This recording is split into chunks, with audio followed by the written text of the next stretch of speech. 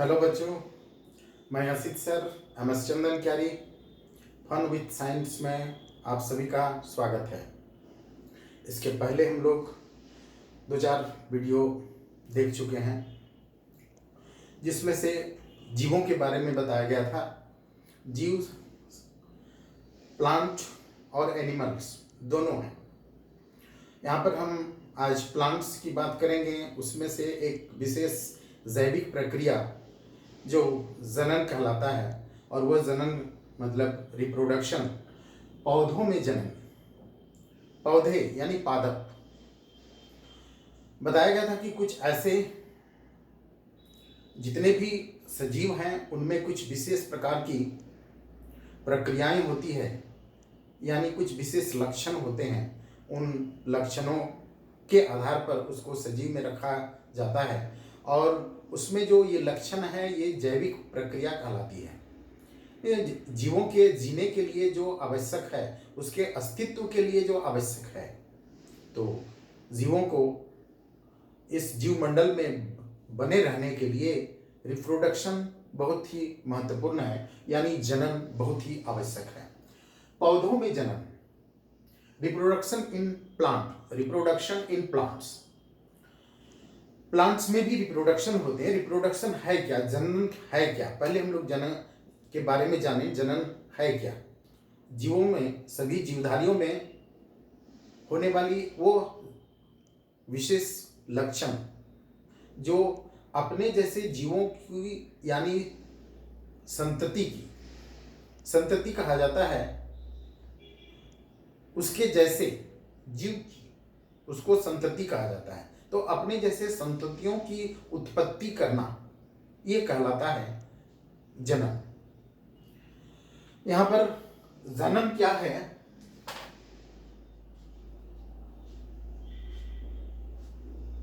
जीवधारियों में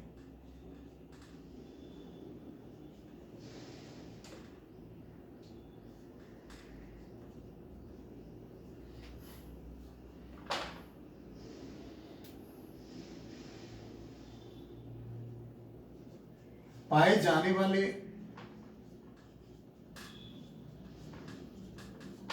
वे लक्षण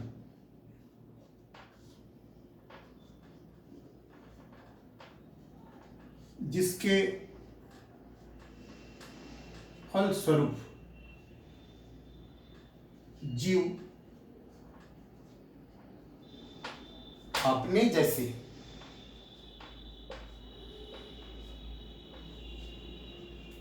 उर्वर संतति या संतानों को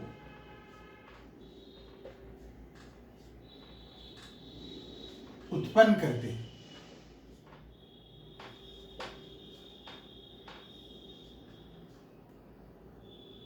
वे प्रक्रिया जनन कहे जाते हैं। इसको हम लोग थोड़ा सा डिफाइन करेंगे कि जितने भी जीव है, चाहे वह जंतु हो चाहे पादप हो। जंतु के बारे में हम लोग जानते हैं कि जंतु अपने जैसे जीव की उत्पत्ति करता है, पादप भी अपने जैसे जीव की उत्पत्ति करता है। तो उस जीवों में और एक चीज है, उर्वर संतानों की उत्पन्न करते हैं। उर्वर संतान वो है, उसमें फर्टिलाइजेशन का गुण होना चाहिए, यानी वह अपने जैसे आगे भी उस तरह की गुण को, उस प्रवृत्ति को बनाए रखें, तभी जीवमंडल में कोई जीव का अस्तित्व बना हुआ रहेगा। यदि वह गुण यदि उसमें है तो उस गुण और उस प्रक्रिया को, उस प्रोसेस को जनन कहा जाता है, रिप्रोडक्शन कहा जाता है। ये हम लोग 7th क्लास में, और फिर यही चीज 10th क्लास में सेम चीज है। तो उसके प्रक्रिया के बारे में हम लोग जानेंगे, जनन क्या है, उसके बाद जनन में किस तरह की से जनन होते हैं, छोटे जीव और बड़े जीव, यानी छोटे पादप और बड़े पादप। यहाँ हम पादप की बात करेंगे।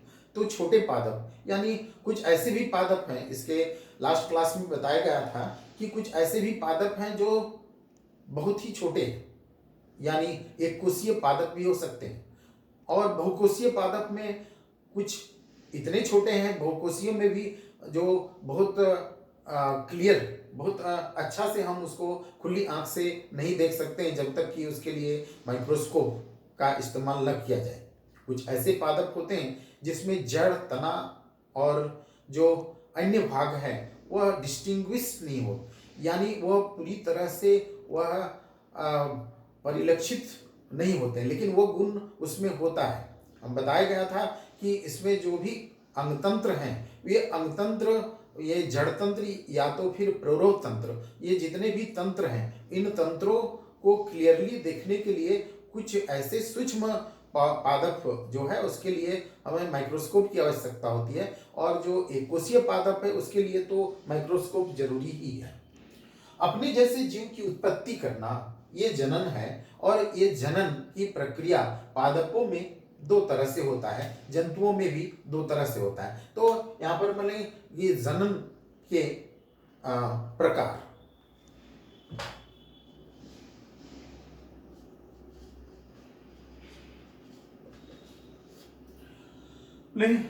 पहला जो प्रकार है उसमें अलैंगिक जनन,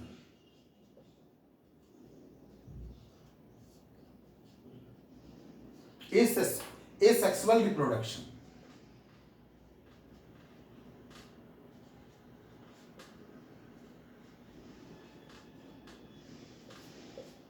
दूसरे तरह का जो जनन है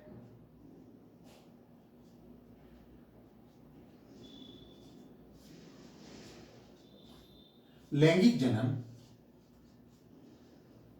सेक्सुअल रिप्रोडक्शन।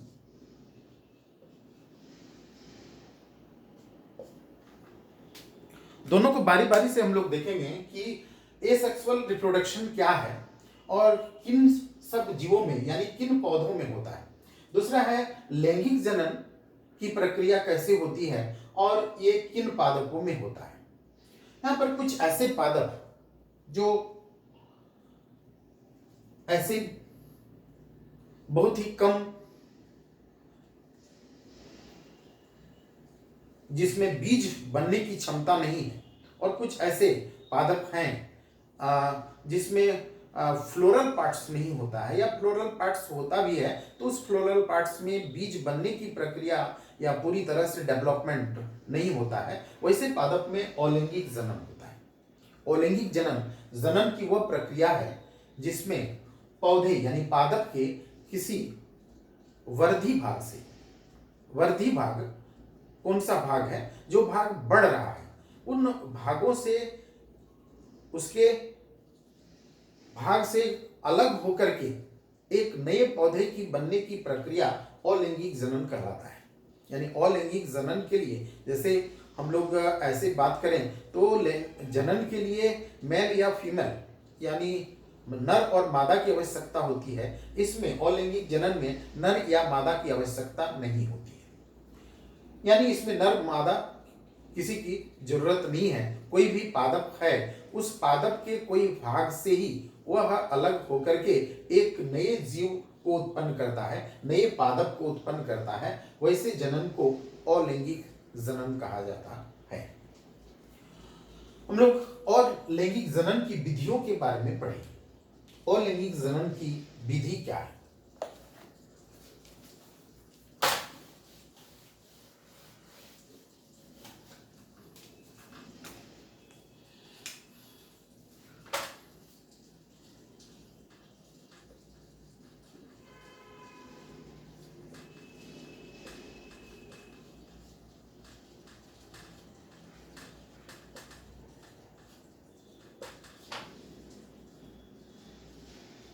अलैंगिक जनन की विधि, कई विधि हैं जिसमें अलग अलग पादप अलग अलग विधियों से ये जनन की क्रिया करता है। इसमें से हम बात करेंगे मुकुलन,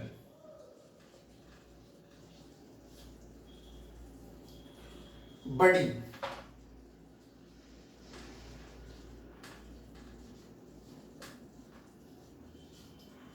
खंडन,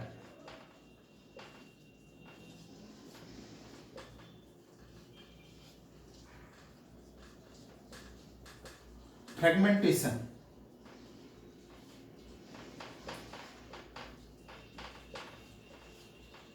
बीजाणु जनन।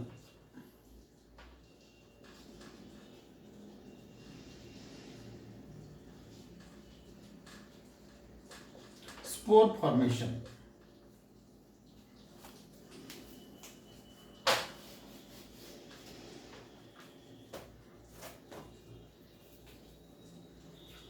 बहुत महत्वपूर्ण कायिक प्रवर्धन।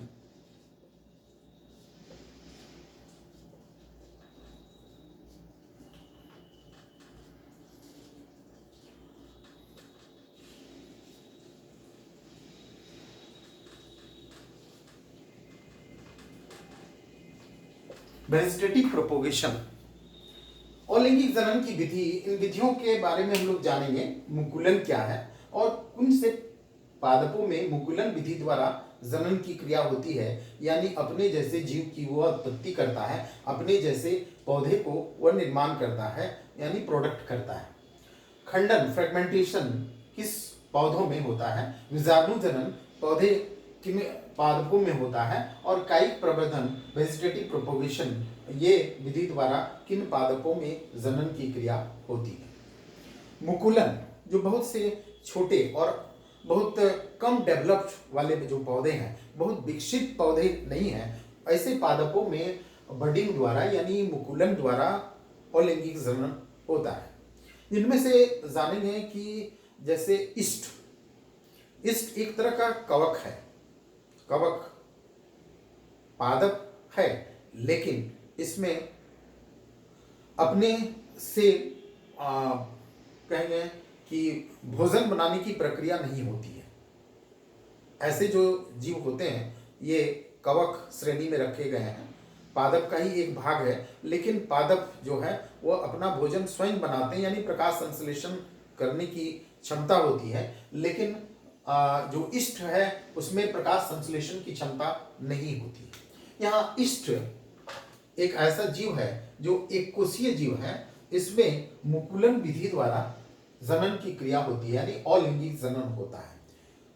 इष्ट एक इस तरह का जीव है जो बहुत ही छोटा है और उस जीव के एक भाग से एक विशेष प्रकार का मुकुल निकलता है, बड निकलता है। वह बड धीरे धीरे विकसित होता है और अपने मूल जीव से, यानी मूल जो उसका पेरेंट इष्ट है उससे अलग हो जाता है, और अलग होने के बाद वह स्वतंत्र रूप से एक जीव बन जाता है। तो वो इष्ट में मुकुलन विधि द्वारा जनन की क्रिया होती है।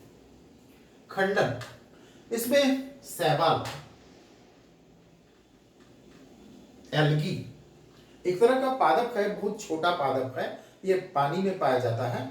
और शैवाल में क्या होता है कि धीरे धीरे उसमें उसके शरीर का रचना व वृद्धि होता है और शैवाल के ही भाग से वह अपने कुछ भाग को अलग कर लेता है और एक अलग हुए जो भाग है वह पूर्णतः एक शैवाल बन जाता है। और इस तरह से खंडन यानी खंडित होकर के वह दो भाग में बट करके या कई भागों में बट करके वह अलग होकर के एक नया स्वतंत्र जीव बनता है, एक स्वतंत्र पादप बनता है। ये जो विधि है वो खंडन विधि है, जिसमें शैवाल में होता है इस तरह की।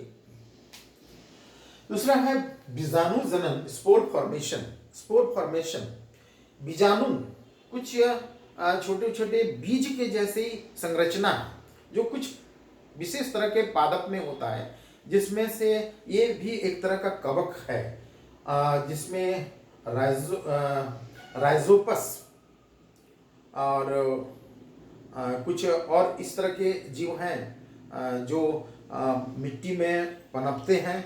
इसमें भी प्रकाश संश्लेषण की क्रिया नहीं होती है, लेकिन उसका जो कली जैसा भाग है वह विकसित हो जाता है और वह कली फट जाता है विकसित होकर के, और उसमें बहुत सारे बीजाणु स्पोर बनते हैं। वो स्पोर चारों तरफ फैल जाते हैं और उस जितने दूर तक वह स्पोर फैलते हैं, जहाँ पर भी वो मिट्टी में जाता है, फेवरेबल कंडीशन उसको मिलता है, वह स्वतंत्र एक म्यूकर या जो भी स्पोर है उससे एक नया जीव बन जाता है। इसमें म्यूकर और राइजोपस, म्यूकर